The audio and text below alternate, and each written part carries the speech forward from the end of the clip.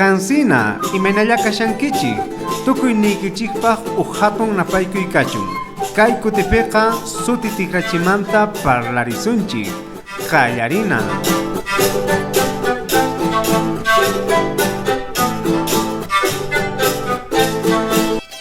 Antes de dar inicio a nuestra clase, te invito a que te suscribas a este canal y que nos regales un like que nos ayuda muchísimo para que esta comunidad crezca cada vez más.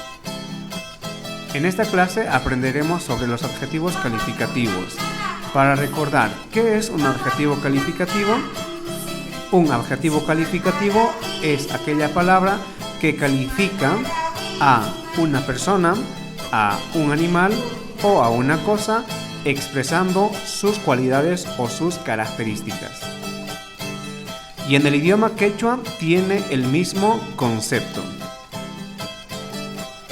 Ahora veremos algunos ejemplos de suti tikrachi. Suti tikrachi, nisunman, hatun, hatun,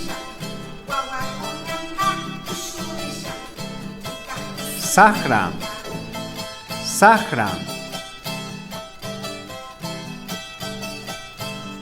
Wira, Wira,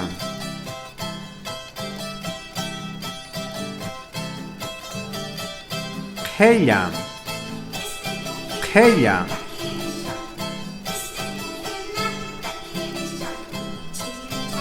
Yunku, Yunku,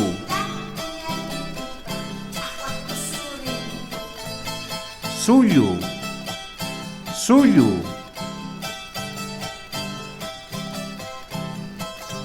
Sipas, Sipas,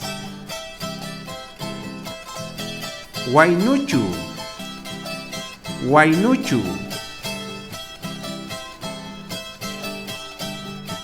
Awichu, Awichu, Yuyan, Yuyan, Piñasqa, Piñasqa, Eta, Eta, Alku, Alku, Miski, Miski, Lahmi, Lahmi, Musuh, Musuh, Limpu, Limpu.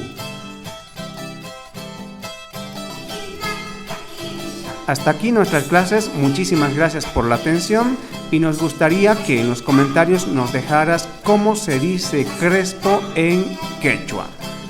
Askamaya.